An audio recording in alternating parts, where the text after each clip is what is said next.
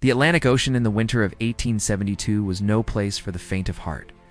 Its waves were tall as houses, its winds capable of tearing sails to ribbons, and its cold could gnaw through bone. Yet for experienced sailors, the dangers were part of the life they had chosen.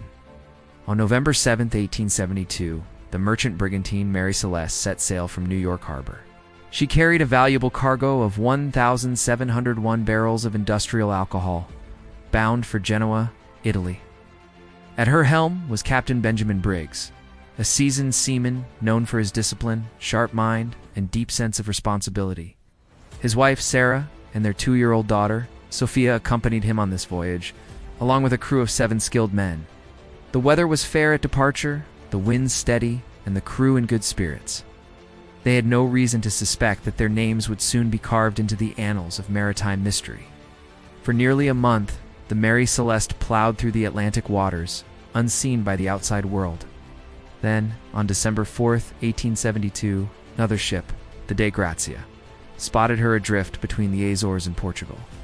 Her sails were partially set, flapping loosely in the wind, and her course was erratic, as if she wandered aimlessly. The Dei Gracia's captain, David Morehouse, knew the ship by sight and recognized it immediately. He decided to send a boarding party to investigate. What they found would haunt sailors for generations. The decks of the Mary Celeste were eerily silent. No footsteps, no voices, no movement. Only the sound of the waves slapping against her hull. The wheel was unattended. The logbook's last entry dated 10 days earlier. The crew's quarters were undisturbed, clothing neatly folded, boots in place. The cargo was untouched, and there were no signs of struggle or violence. Even the captain's pipe and the family's belongings remained exactly where they should be. But there was no trace of the 10 souls who had sailed her. The only lifeboat was missing, suggesting they had abandoned ship. Yet why would they? The vessel was completely seaworthy, with only minor water in the bilge, nothing unusual for a ship that size. The food stores were plentiful, and fresh water was available. The compass and navigation instruments were gone, perhaps taken in haste. Speculation ran wild in the weeks that followed.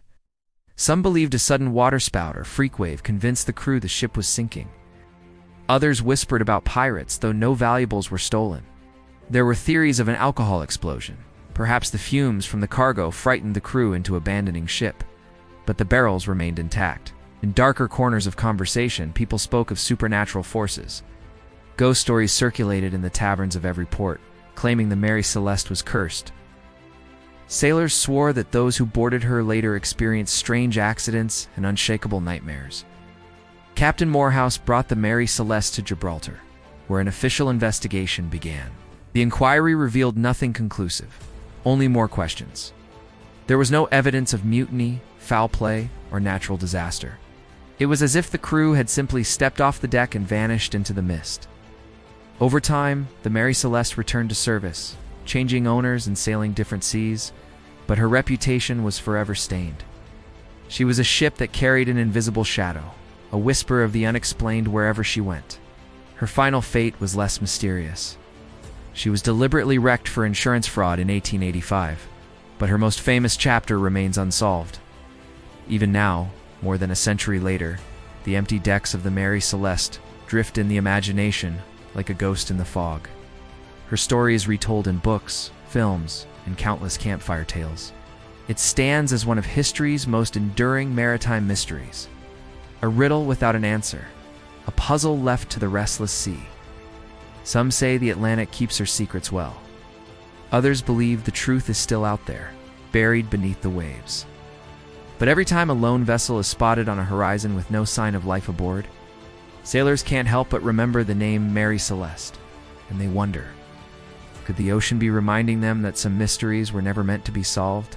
Like, subscribe, and join us again, because history remembers the flames long after the fire is gone.